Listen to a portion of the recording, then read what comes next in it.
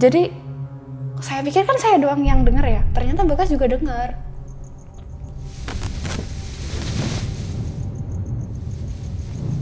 Kan jendela di mes tuh banyak ya, sekitar 8 jendela lah di situ. Kebuka semua bang, korden-kordennya pada terbang semua. Jebles gitu, suara angin gitu kan. Nah itu daun-daun pada masuk semua ke mes. Udah merinding banget waktu itu bang. Terus si Bagas marahin saya, bilang, makanya lu jangan aneh-aneh, ngamuk kan, kata dia kayak gitu. Nah dia tuh bilang, saya dulu punya temen SMK gitu, temen sekolah beratnya, dimana teman saya itu dibunuh sama pacarnya sendiri di belakang mes dimana tempat Mbak Sevi tinggal gitu.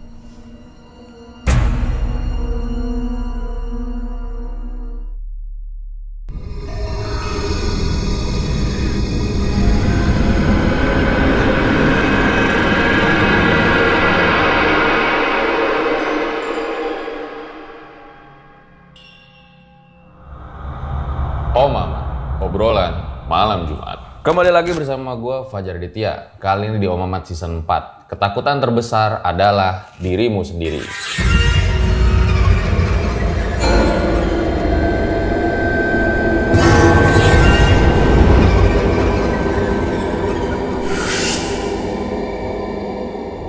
Jadi guys, di malam kali ini gue kedatangan pelaku horor yang katanya sempat magang di Pulau Hantu.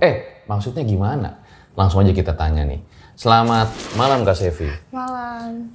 Magang di Pulau Hantu? Ya. Berapa lama magang? Sekitar 1 bulan kurang kalau saya. Tapi kalau yang teman-teman yang lain itu 1 bulan pasti. Berberapa saat itu magangnya? Waktu itu saya magang 4 orang, tapi yang teman saya satunya itu bawa cowoknya gitu. Jadi 5 totalnya. Oke. Pulaunya pada saat itu memang sepi ya? Sepi soalnya lagi COVID Kak waktu itu. Oke.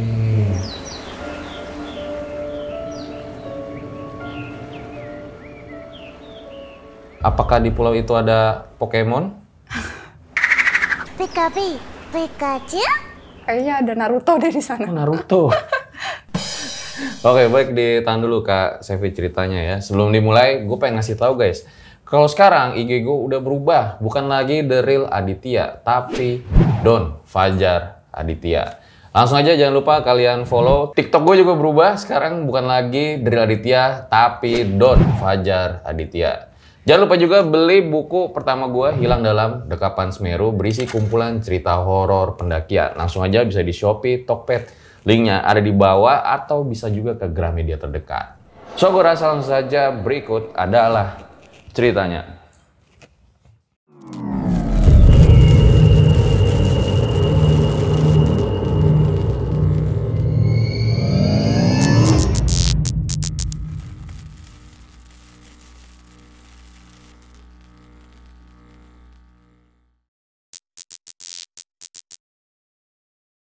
Ya Kak Sevi, boleh ceritain awal mulanya kayak gimana? Oke. Waktu itu saya dapat tugas magang tahun 2021, sekitar bulan Agustus September. Saya magang di suatu pulau, di mana pulau itu agak terpencil ya, tapi masih termasuk Pulau Jawa juga. Nah di situ saya magang itu berempat, cuman salah satu teman saya bawa teman cowoknya, jadi kita berangkat berlima. Nah di situ kita kumpul di pelabuhan, di mana untuk naik ke kapal itu adanya cuma di jam 5 pagi, dan naik kapal itu juga nggak bisa tiap hari. Jadi kita harus benar-benar kumpul dan tahu jadwalnya dulu. Nah di situ kita perjalanan sekitar 5 jaman gitu ke pulaunya. Nah sampai di pulau kita tentuin tuh mau tinggal di mana. Pertamanya sih kita mau tinggal di homestay ya. Cuman salah satu saudara dari teman saya yang namanya Niko, dia nawarin buat tinggal di mes aja gitu. Tapi teman saya ini yang cewek, yang bawa teman cowoknya, dia nggak mau ikut kita kumpul bertiga. Jadi dia sendirian di homestay berdua. Jadi yang tinggal di mes itu cuma saya, Niko, sama Bagas. Ceweknya satu doang? Ceweknya satu doang, tapi dia bawa temen cowoknya gitu. Jadi mereka milih buat misah. Jadi total berlima itu 2 cewek 3 cowok? Iya. Oke. Gitu. Dan yang satu cowok ini gak ikut magang, jadi yang magang cuma 4 doang. Oke. Cuma ikut di situnya doang gitu loh. Ya udah, habis itu kita sampai ke tempat tinggal masing-masing. Saya ke mes, ya udah tata-tata lah barang gitu sama temen-temen. Nah, itu kan mesnya bentuknya kayak kantor ya. Jadi bawah itu kayak banyak buku-buku arsip. Mesnya mes perikanan, punya perikanan. Terus ada dapur juga di situ. Terus kita tinggal di lantai 2. Di mana lantai 2 tuh kayak lantai kosong aja. Cuma dikasih kasur 2 sama 1 kipas angin. Sama ada 1 kamar mandi di lantai 2. Nah, waktu itu saya sama teman-teman saya yang 2 cowok. Jadi kan totalnya yang nginep di mes jadinya saya, Bagas, Niko. Nah, itu kita nata-nata barang buat kita tidur di situ. Karena tempatnya luas, jadi saya nggak pikir panjang lah, ibaratnya kayak takut atau gimana sama mereka, nggak. Karena emang tempatnya agak terbuka gitu.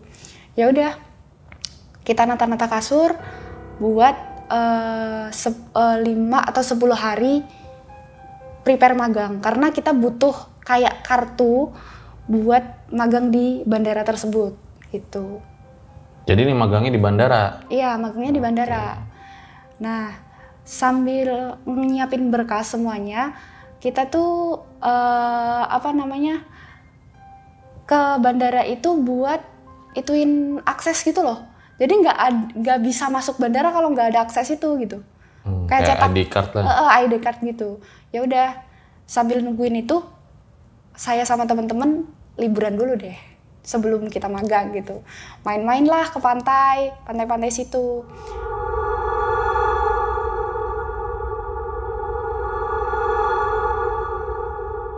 Nah, pertama kali saya ngalamin kejadian horor, saya, Niko, sama 2 teman saya yang Cindy sama si Andi itu main ke pantai, salah satu pantai di sana. Nah, ya udah kan, lagi seneng-senengnya tuh anak-anak tuh pada naik ke rumah pohon lah apa gitu. Saya tiba-tiba kayak tertuju ke satu ayunan, di mana ayunan itu ada di pohon beringin besar. Terus di bawah pohon beringin itu ada kayak banyak batu karang. Ya udah, di situ saya kayak main aja sendirian. Anak-anak pada fokus buat main air lah apa gitu. Saya di situ sendirian, agak jauh jaraknya sama mereka. Di situ waktu saya main ayunan, tiba-tiba ada kakek-kakek lagi duduk di situ, cuman saya sadar kalau itu bukan manusia gitu. Karena cuma hitungan detik dia hilang. Kakek-kakeknya kayak gimana? Ciri-cirinya agak botak, rambutnya udah putih tapi agak botak gitu. Terus pakai baju putih, kaos, bajunya di sini lengan merah, warna merah. Terus ngadep ke pantai, duduknya tuh meluk kaki. Tahu nggak Kak? Kalau meluk kaki kayak gitu. Gini. Kayak gitu. Terus ngadep ke pantai gitu, ngadep ke laut. Nah, di situ saya kaget dong. Tersungkur, habis itu lari ke Cindy, ke teman saya. Lari, saya ngomong sama Cindy kan, kayaknya gue lihat hantu deh gitu. Kayak gimana gitu. Ya saya ceritain kayak gimana detailnya, gimana saya lihatnya gitu, saya ceritain ke Cindy kan. Habis itu nggak selang lama saya ngajakin balik mereka. Ayo balik gitu. Jangan di sini lah gitu. Karena emang posisinya sepi ya, soalnya Covid, nggak ada pengunjung lain, nggak ada. Cuma di situ ada warung 1 sama penjaganya 1, udah itu doang. Pertama-tama saya balik mes dulu. Nah, posisi yang nggak ikut ke pantai itu kan cuma Bagas ya. Dia diem aja tuh di situ. Terus saya udah lihat kasur udah dipindahin sama dia. Kenapa dipindahin kasurnya gitu? Nggak nyaman aja gitu kata dia. Oh gitu. Cuman kejadian mindahin kasur ini berkali-kali anak-anak. Jadi digeser-geser, dipindah-pindahin gitu. Tanpa mereka ngasih tahu alasannya apa ke saya gitu. Maksudnya gimana? kasur tuh kan pertamanya misalkan di pojok sana ya, berdua kan jajaran tidur, saya tidur di kasur sendiri, mereka berdua tidur di kasur sendiri gitu. Dipindah nanti karena mesnya luas ya, dipindah-pindah gitu. Cuman saya nggak ada kayak naruh curiga ya, kenapa gitu. Ternyata mereka pindah-pindah kasur itu karena banyakin ketika mereka tidur tuh banyakin ditampakin sosok di jendela-jendela. Jendelanya kan banyak di mesnya, Kak. Jadi, tapi Kak Sevi belum lihat. Belum lihat. Justru yang cowok-cowok lihat. Iya, cuma mereka diem aja. Saya tahu kejadian ini juga setelah magang kok. Bukan waktu mereka langsung cerita gitu, enggak. Gitu. Terus lanjut lagi kita ngelakuin magang kayak biasanya ya. Balik ke bandara, posisinya saya itu tinggal 1 jam jaraknya dari bandara.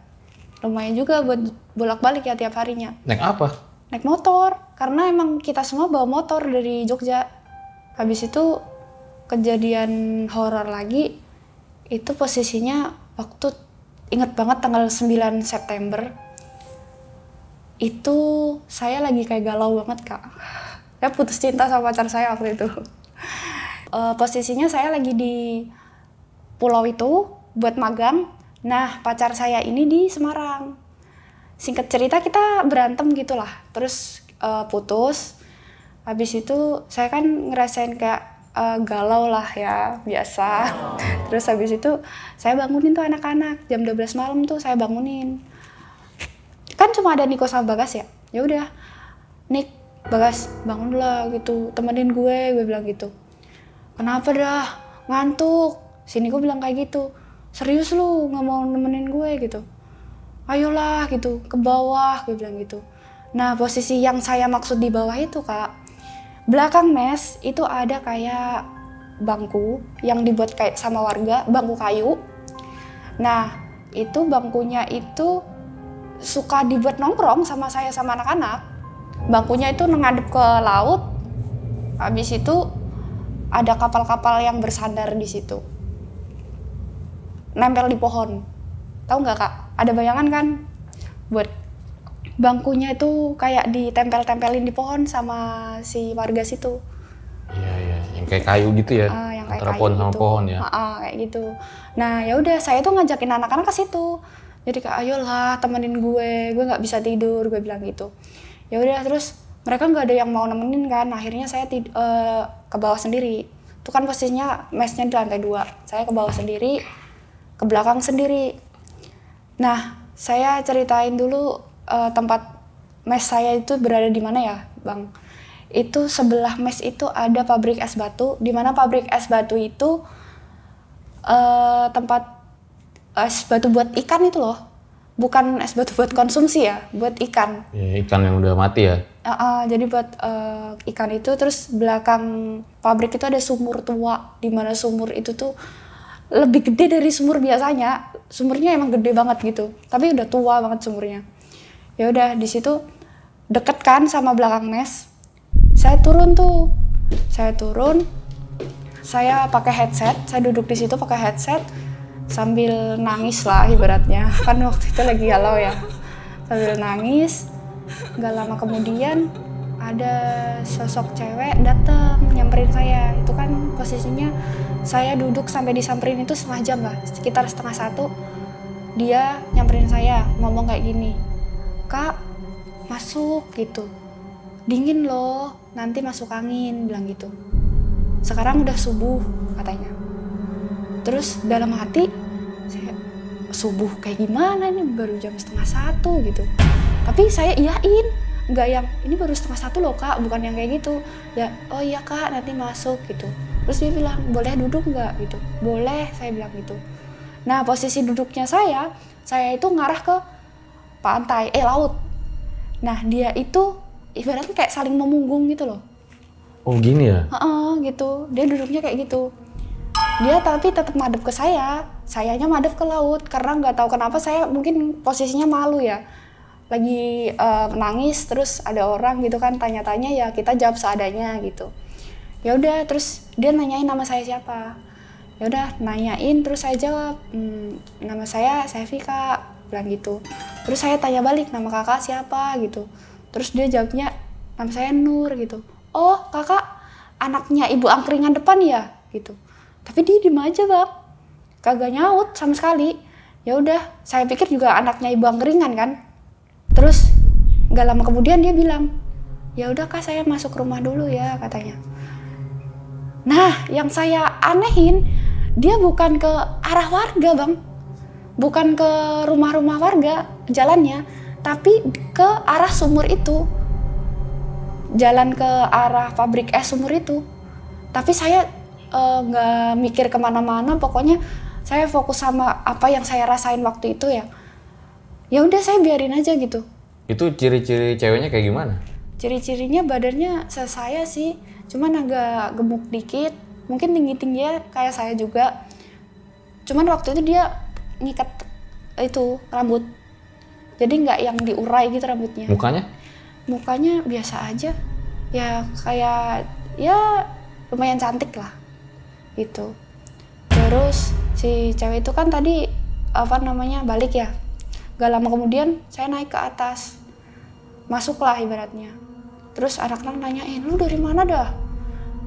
Kok bisa-bisanya lu malam-malam keluar sendiri gitu? Gak kemana-mana, orang cuma ke belakang doang. Gue bilang gitu sama anak-anak. Gak usah aneh-aneh gitu. Enggak aneh-aneh, gue bilang gitu kan. Ya udah tidur sana gitu. Ya udah akhirnya saya habis itu tidur, maksain walaupun nggak bisa tidur sih sebenarnya. Saya nggak cerita apa-apa tuh sama anak-anak. Kalau saya ketemu sama si cewek ini, saya nggak cerita. Itu pertama kali saya ketemu sama Nur, dan selanjutnya bakalan diganggu sama Nur terus-terusan. Dan bukan saya aja, ternyata teman-teman saya juga ngalamin hal yang sama gitu.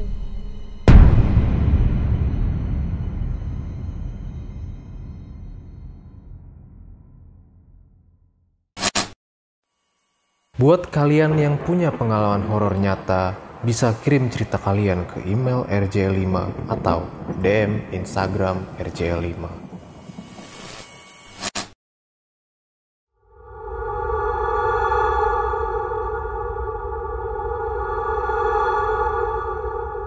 Nah, dari situ saya boleh ceritain tentang detail pulaunya dulu, Bang. Boleh banget.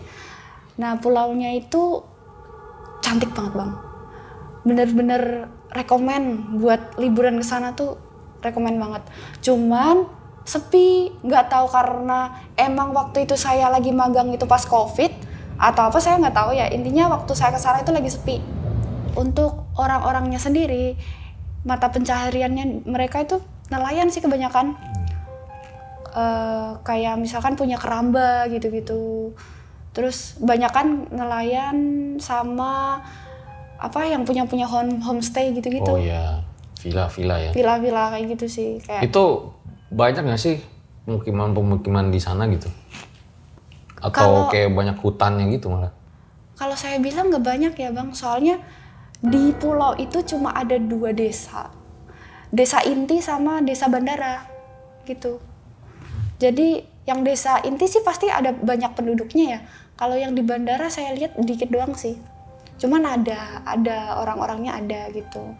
Kebanyakan sih hutan, karena posisi saya berangkat ke bandara aja itu kanan kiri hutan semua Bang. Gitu.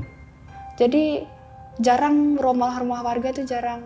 Bahkan ibaratnya orang-orang bandara situ juga orang-orang luar pulau semua.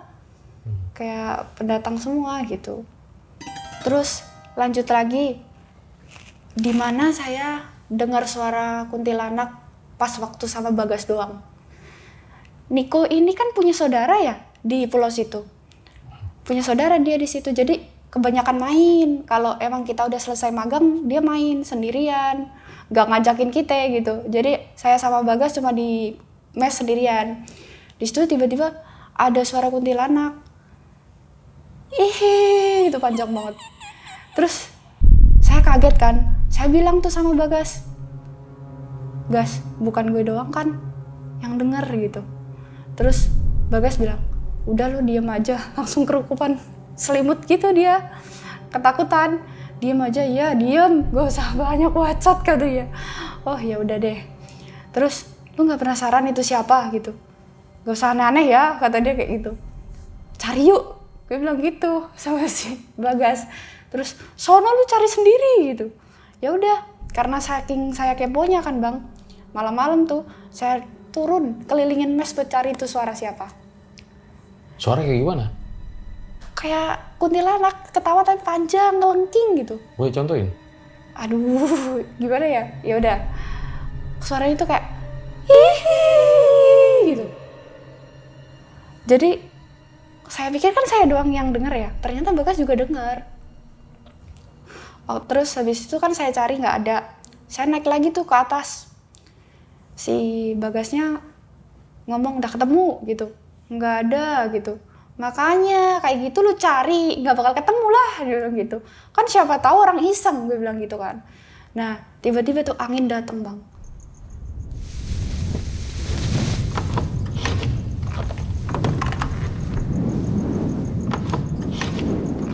Kan jendela di mes tuh banyak ya, sekitar 8 jendela lah di situ. Kebuka semua Bang, korden-kordennya pada terbang semua. Jebles gitu, suara angin gitu kan. Nah itu daun-daun pada masuk semua ke mes. Udah merinding banget waktu itu Bang. Terus si Bagas marahin saya, bilang makanya lu jangan aneh-aneh, ngamuk kan, kata dia kayak gitu. Ya udah, habis itu saya sama dia lanjut buat ngalihin perhatian lah. Ibaratnya kayak sibuk ngapain kayak gitu.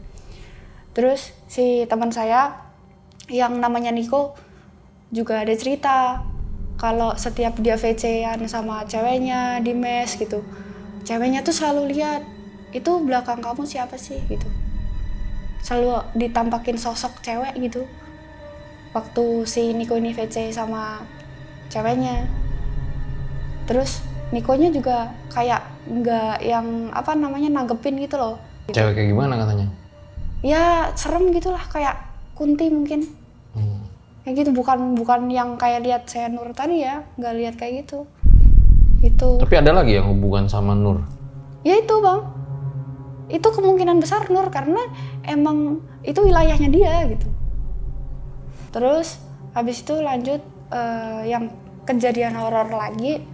Nah di situ saya juga sempat diajakin sama Ustadz itu juga pendatang.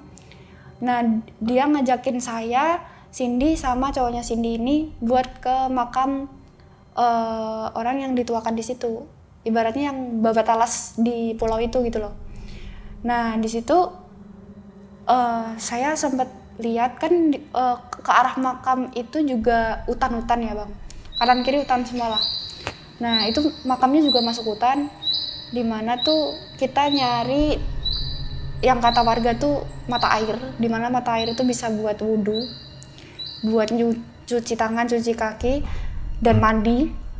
Dan syaratnya itu satu, ketika mandi di situ baju harus ditinggal. Jadi kita harus bawa baju ganti gitu loh. Baju nggak boleh dibawa lagi ke mes gitu, nggak boleh dibawa pulang. Jadi di situ banyak baju-baju orang yang udah dibuangin gitu loh Bang. Nah, dan nggak ada yang ngambilin tuh? Nggak ada. Orang itu ibaratnya udah dibuang gitu. Nah di situ tuh saya sempat ada lihat setan bule, cewek, pucat banget. Mana udah bule putih, terus pucat kayak gitu kan tambah nyeremin ya. Dia kayak orang linglung gitu. Saya nggak berani kayak nanya ya, ibaratnya kayak pura-pura nggak lihat aja. Nah di situ saya lanjutin perjalanan sampai ngadain doa dan segala macam di situ kan. Saya baliknya tuh cerita sama salah satu orang situ. Saya lihat bule ini gitu. Terus si orang situ itu, bapak-bapak yang saya ceritain, dia bilang, "Loh Mbak, itu loh di sana pernah ada kejadian penemuan tulang gitu. Nggak tahu tulang siapa, tapi tulangnya itu lebih besar dari ukuran tulang orang Indonesia gitu. Jadi kemungkinan itu tulang bule yang hilang tersesat gitu."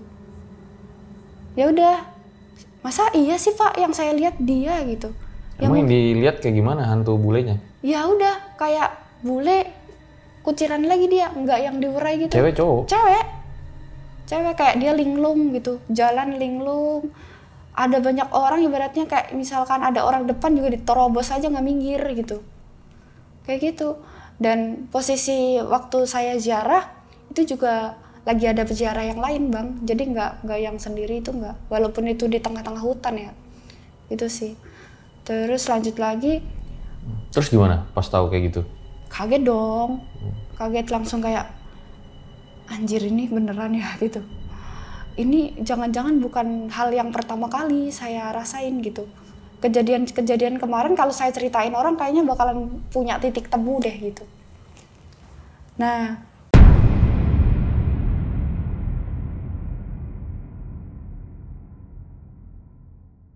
sebelum kita lanjut Kak Sevi, jadi tugas magangnya itu ngapain aja ya? Tugas magangnya ya cuma di bandara aja, Bang. Ngamatin itu? Operasional bandara apa iya, gimana? ngamatin operasional bandara, terus kita kayak pindah-pindah unit gitu. Jadi nggak di satu tempat doang, tapi tetap satu lingkup bandara doang. Sambil misalkan kita ada yang ngambil skripsi di situ, ya udah kita cari datanya gitu.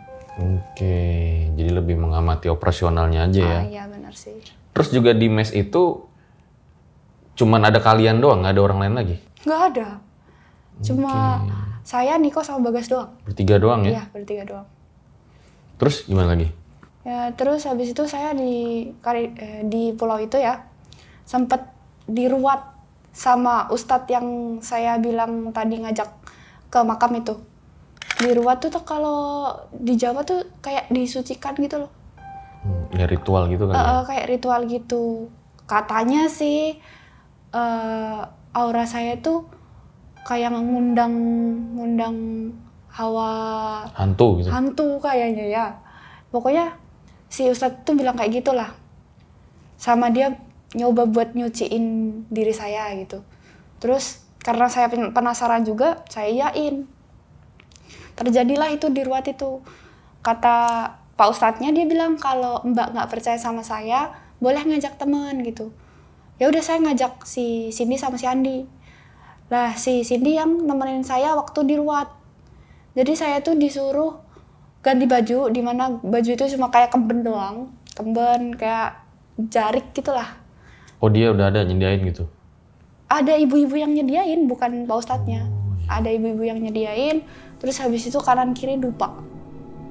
Nah di situ, habis itu saya kayak didoa-doain sama Ustadznya itu sambil kayak diteken-teken di titik-titik punggung, kayak gitu. Habis itu tiba-tiba kayak saya nggak sadar aja, tidur aja. Sempet saya kedengeran ya, walaupun nggak sadar saya ada denger, cuma nggak bisa melek, nggak bisa apa. Di situ tuh Cindy kayak batuk-batuk, batuk-batuk gitulah. Mungkin karena asap dari si dupa tadi. Habis itu saya ngerasa bahwa ini kayaknya saya di alam mimpi deh gitu. Sadar, kalau itu mimpi tuh sadar. Saya mulai kayak jalan-jalan di tengah-tengah jalan yang warnanya putih, terus kanan kirinya laut. Terus saya ketemu di mana batu-batuan doang. Pokoknya ada beberapa dimensi yang saya tuh jalan terus di situ. Sampai pada akhirnya saya dibangunin sama Pak Ustadznya tadi. Waktu saya bangun, saya belum ditanya-tanya tuh dapat kejadian apa gitu. Nah, karena saya nggak bisa jalan, Bang. Dari saya bangun tidur tuh saya bener-bener kayak orang lumpuh, nggak bisa jalan sama sekali. Saya panik kan, saya bilang, ini kenapa kaki saya nggak bisa jalan, tolong, saya bilang kayak gitu kan. Terus teman saya tuh mulai kayak ngangkat-ngangkat, bener-bener nggak bisa. Kaki tuh bener-bener lumpuh rasanya. Terus Pak Ustadznya bilang, Iya, memang efek sampingnya seperti itu. Bakal nggak bisa jalan sekitar setengah jam. sambil kayak ditekuk-tekuk sama Pak Ustadznya kan kakinya, tekuk-tekuk. Nah, waktu udah bisa berdiri, pelan-pelan saya diajak ke kamar mandi sama si Cindy. Udah, kamu mandi dulu gitu. Udah disediain di kamar mandi tuh bak yang ada kembangnya juga. Jadi mandi kembang lah istilahnya. Terus disuruh sama Pak Ustadznya, kamu baca-baca ini gitu. Ya udah, saya mandi, habis mandi ganti baju, si Pak Ustadznya itu ngasih bunga kantil 2. Dia bilang gini, Ini bunga rasanya kayak kehidupan yang kamu alami sekarang. Coba kamu makan dulu. dimakan beneran nih Pak, aku bilang gitu kan. Terus Iya, makan aja, nggak apa-apa, jangan dirasain. Dikunyah, lalu langsung ditelan. pahit banget Bang rasanya. Itu bunga, pahit banget. Jadi makan bunga kantil? Disuruh makan bunga kantil itu. Terus katanya udah habis ini kamu bakalan enakan dari badannya, dari raganya gitu. Rasanya apa? Pahit bang, pahit doang. Terus apa rasanya ditanyain gitu kan sama teman-teman Andi sama si Cindy tuh, pahit banget sumpah, pahit. Dia bilang gitu. Kocak juga ya, ini magang malah makan bunga kantil. Iya. Terus habis Tapi itu beneran Pak Ustadz apa Iya. bukan Ustadz? Dia lebih ke ustadz sama tabib sih. Oh, orang yang Dia juga- mungkin dituakan di sana kali. Bukan, dia Bukan? juga pendatang. Cuman kan saya baru ya di situ ya. Dikit-dikit cerita dari orang-orang, dia tuh emang suka nyembuhin orang gitu. Ya. Gitu. Terus dia juga nggak sembarangan buat bantuin orang. Jadi bener-bener yang dia tunjuk. Kalau misalkan nih, si Cindy kan juga pengen ya digituin ya. Saya dong Pak Ustadz, saya Diapain? dong gitu. Di rukyah juga, yang diruat juga. Kata Pak Ustadznya enggak, karena kamu nggak perlu gitu. Jadi cuma saya aja yang digituin. Oke. Waktu habis makan bunga, si Pak Ustadznya bilang, itu rasanya kayak apa yang kamu alamin gitu. Pahit banget kan gitu. Yaudah saya kayak, oh iya Pak gitu. Tapi ya kalau logika namanya makan bunga ya pasti pahit dong. Tapi ya udah, saya jalanin aja, enjoy aja gitu.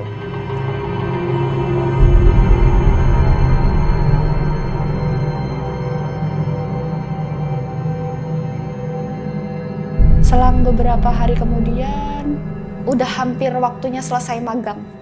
Itu sekitar tanggal 25 September.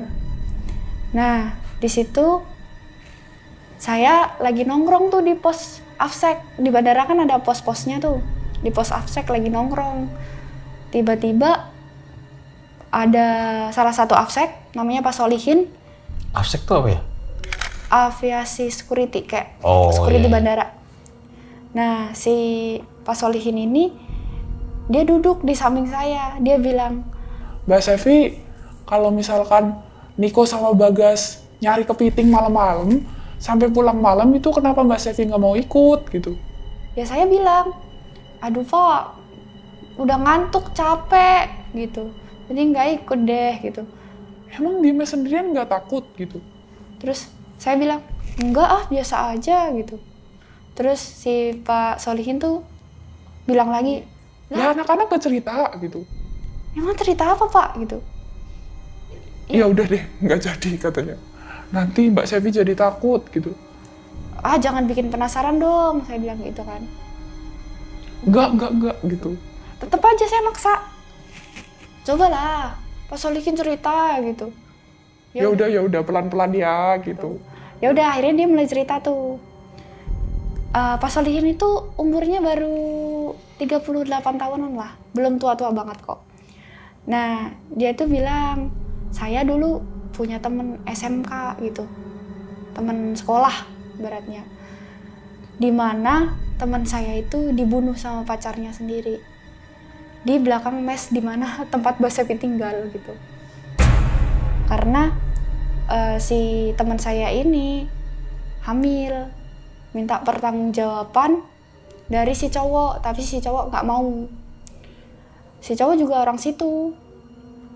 Terus habis itu si cewek ini dibunuh sama cowoknya, ditenggelamin gitu di belakang mes. Karena emang belakang mes itu lautnya nggak terlalu dalam banget ya. Ibaratnya buat kita main-main juga masih cetek gitu. Di situ ditenggelamin sekitar jam 3 pagi. Ditemuin sama nelayan itu jam 5 subuh. Nah, saya sempat mikir tuh, aduh siapa ya ini gitu. Habis itu saya tanya sama Pak Solihin, Pak kalau boleh tahu siapa nama teman Bapak gitu. Terus dia bilang, namanya Cahya gitu. Udah, gitu. Bukan gitu kan. Ngelanjutin omongan Pak Solihin ya, Nur Cahya gitu katanya. Udah jantungan di situ bang, sumpah kayak ini cewek yang gue temuin gitu. Kenapa mbak gitu? Kenapa gitu? Enggak, ini serius Pak Solihin gak bohong. Ya nggak bohong, ngapain saya bohong? Orang saya juga waktu nyari kepiting sama anak-anak juga udah cerita gitu. Saya malah nggak tahu kalau mereka nggak cerita sama mbak gitu. Ya udah, habis itu saya panik. dari pos AFSEK tuh saya langsung lari ke pos di mana anak-anak itu jaga kan. Langsung saya marah-marahin tuh. Kalian itu nggak ada bilang ya sama aku kalau kejadian ini Pak Solihin udah cerita ini gitu. Ya nanti kalau kita bilang lu takut gitu. Ya seenggaknya jangan miskomunikasi atau gimana dong gitu. Saya juga pengen tahu, bilang kayak gitu kan. Ya udah, itu saya belum cerita tuh sama anak-anak apa yang saya alamin. Jadi selama kejadian dari ketemu sama Nur, itu saya nggak cerita Bang sama anak-anak. Saya cuma cerita tuh sama orang rumah, mama gitu-gitu. Jadi waktu saya ngalamin ini saya cerita berhari-harinya itu sama orang rumah. Jadi ketika udah kejadian dari Pak Solihin itu, orang rumah juga nggak kaget karena saya udah cerita duluan. Terus saya sama Cindy kan panik ya. Si Cindy bilang, ayo kita cari artikel, lihat-lihatlah di Google gitu. Artikel di mana pembunuhan di situ tahun sekian gitu. Ya udah, carilah saya sama Cindy. Searching, nggak ada. Maksudnya itu kan mungkin udah kejadian lama ya Bang. Jadi yang tahu mungkin cuma orang-orang situ doang. Tapi yang muncul Bang, ditemukan sosok mayat di pantai, di mana pantai itu yang saya main ayunan itu tahun 2020. Nelayan itu dari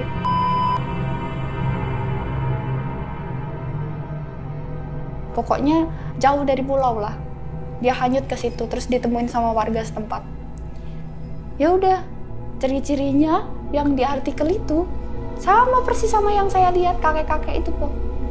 Yang saya lihat di ayunan itu. Yang kakek-kakek botak itu? Ciri-cirinya kayak gitu persis. Malah nemu artikel yang itu? Iya malah nemu itu. Jadi kita nggak nemu artikel yang Nur itu, malah nemuin artikel tentang kakek itu. Oh iya. Jadi pertamanya saya lupa ya Bang. Cindy juga yang ngingetin. Sevia inget nggak? Yang waktu Sevia lihat di pantai itu. Ini kakeknya gitu. Udah Cin, gue pusing gue bilang gitu. Dan itu kan udah akhir magang ya ibaratnya. Kebetulan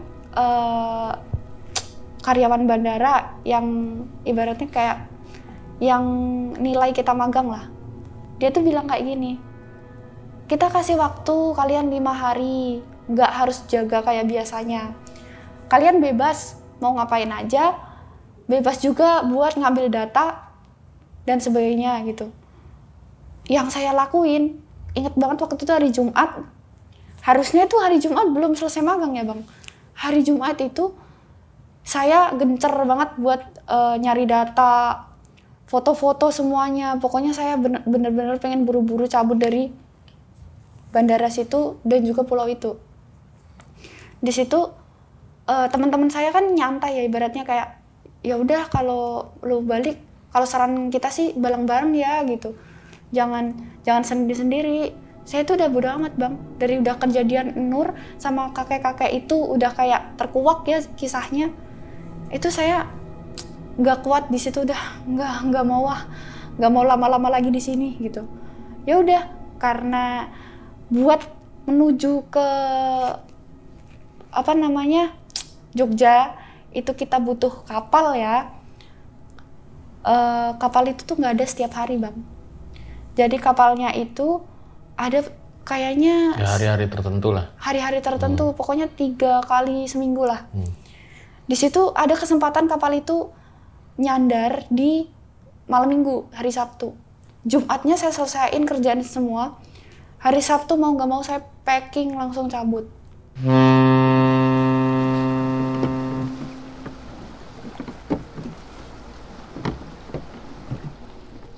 Jadi anak-anak itu masih sekitar semingguan di pulau itu, sebelum selesai saya udah pergi. Oh, duluan? Duluan, sendirian saya. Anak-anak nganterin ke pelabuhan, lu hati-hati, sampai ada yang nangis. Lu hati-hati pokoknya gitu. Karena saya orangnya batu kan. Jadi mau diomongin kayak gimana, kalau kemauan saya udah kayak gitu ya saya lanjut gitu. Mau sendiri pun. Padahal ya perjalanan ke Jogja juga jauh banget Bang waktu itu. Sampai waktu pulang pun saya kayak sempat berhenti gitu-gitu. Itu sih paling endingnya. Nah, setelah kejadian itu berlanjut horornya apa enggak? Setelah saya sampai Jogja, enggak. Udah ibaratnya yang di sana biarlah di sana gitu. Oke, berarti udah nggak ada lagi ya? Nggak ada lagi. Tapi kalau yang teman-temannya itu cerita, pernah ngalamin juga sama Nur? Ya lagi si Niko itu sih, yang waktu VC sama ceweknya, terus Nurnya suka nampakin diri gitu-gitu. Cuman yang dilihatin bukan si Niko langsung, paling si Niko itu dilihatinnya pas lagi mau tidur, terus tiba-tiba di jendela gitu-gitu bang. Bukan yang kayak lo, saya kan lihatnya dia sosoknya manusia ya, belum pernah dilihatin kayak apa namanya kunti atau apa ya. Tapi kalau misalkan si Niko ini diliatinnya tuh dengan sosok yang lain, cuman satu orang gitu. Ya kunti gitu? Kayak kunti gitu. Kalau yang satu lagi diliatin juga pernah horor? Kalau si Bagas suara-suara aja sih. Cuman yang paling dia kan kayak taat banget ya bang sholatnya. Sumpah dia itu kayak dikit-dikit ibadahnya lancar lah ibaratnya. Dia diganggu, cuman nggak pernah dinampakin, cuma suara gitu-gitu doang sih kalau si Bagas. Yang saya tahu karena. Yang Cindy itu? Nah, dari kita semua yang paling aman kayaknya si Cindy deh, karena emang dia yang nggak tinggal di mes. Dia yang tinggal di homestay sendiri sama si cowoknya itu. Jadi yang saya ini, yang bertiga yang digangguin terus. Gitu. Udahlah akhirnya pas udah balik tuh saling cerita lah ya, kayak gitu ya. Oke, jangan kalian skip dulu karena bakal ada yang beda di closing.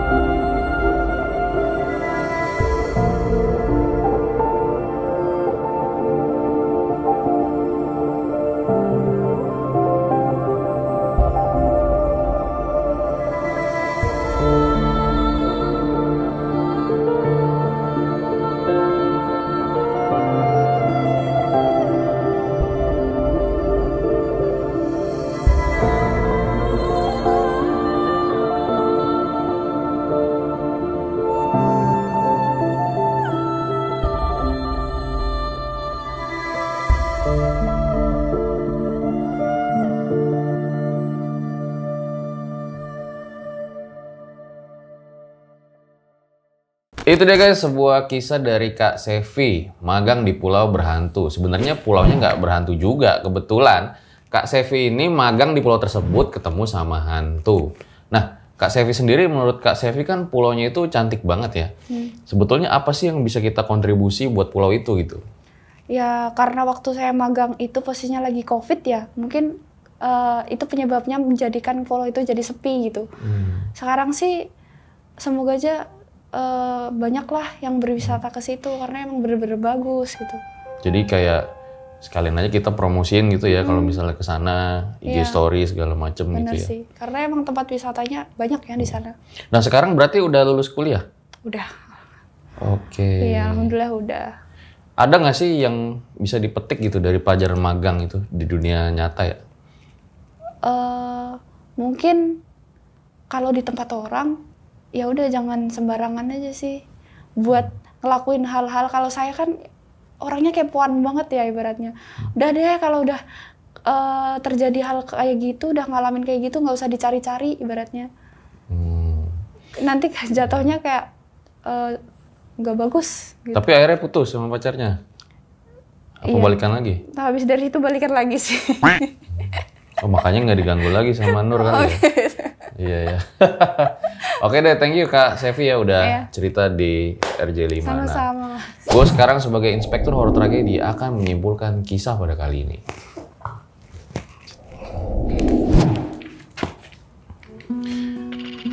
Don't let a bad day make you feel like you have a bad life. Mengalami pengalaman buruk tidak harus membuat semuanya menjadi buruk.